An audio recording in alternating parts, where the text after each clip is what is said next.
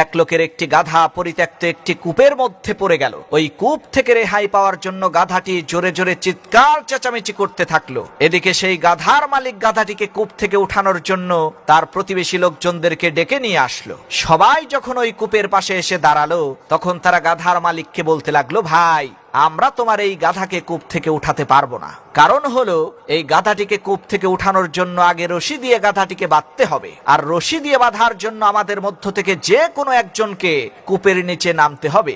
এরপরে রশি দিয়ে বেঁধে টেনে টেনে উপরে তোলা যাবে। কিন্তু আমাদের মধ্য থেকে কেউ তো কূপের নিচে নামতে পারবে না। কেউ যদি নামেও, গাধা তো গাধাই, লাথি মেরে যদি তার চোখ মুখ থ্যাতলা করে দেয়, তাহলে তো সর্বনাশ হয়ে যাবে।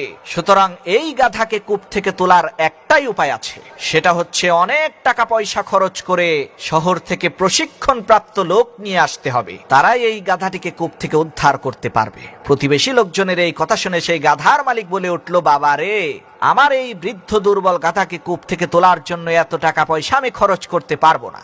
আবার এই গাধাটিকে এইভাবে কূপের মধ্যে রেখেও দিতে পারবো না। কারণ হচ্ছে, সে যেই রকমের চিৎকার চেঁচামেচি করছে, তাতে তো আমার বাড়ি থাকাই কষ্টসাধ্য হয়ে গেছে। এখন একটাই সমাধান, তোমরা ময়লা আবর্জনা মাটি আর ধুলাবালি দিয়ে আমার এই পরিত্যক্ত কূপটিকে ভরাট করে দাও। এতে করে গাধাটিও কূপের মধ্যে দাফন হয়ে যাবে, আর আমিও শান্তিতে বাড়িতে থাকতে পারবো। গাধার মালিকের এই কথা শুনে প্রতিবেশী লোকজন সবাই মিলে ওই কূপের মধ্যে ময়লা আবর্জনা ধুলাবালি ফেলতে লাগলো। এদিকে কূপের মধ্যে থাকা গাধা মনে করলো তাকে উদ্ধার করার জন্যই এই কর্মযজ্ঞ চলছে। এ কারণে সে আরো জোরে জোরে চিল্লাতে লাগলো। গাধার চিল্লানো দেখে প্রতিবেশী লোকজনেরা আরো উত্তেজিত হয়ে আরো বেশি বেশি ময়লা আবর্জনা ফেলতে লাগলো। আর এদিকে কূপের মধ্য থেকে গাধাটি ময়লা আবর্জনার ধুলাবালি তার গায়ের উপর থেকে ঝেড়ে ফেলে দিয়ে লাফিয়ে লাফিয়ে ওই ময়লা আবর্জনার স্তূপের উপরে উঠতে লাগলো। এভাবে করতে করতে এক সময় ওই কূপটি ভরে গেল, আর গাধাটিও ময়লা আবর্জনার স্তূপকে সিঁড়ি হিসেবে ব্যবহার করে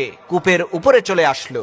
তখন লোকজন খুশিতে আনন্দিত হয়ে বলতে লাগলো, দেখো, আমরা গাধাটিকে মৃত্যুর হাত থেকে বাঁচিয়ে দিয়েছি। প্রিয় বন্ধুরা, ঠিক একইভাবে আপনার পাশে থাকা লোকজনেরা আপনাকে কটূক্তি করে, অপমান করে, অবহেলা করে, অপদস্থ করে ব্যর্থতা নামক কূপের মধ্যে দাফন করে দেওয়ার চেষ্টা করবে।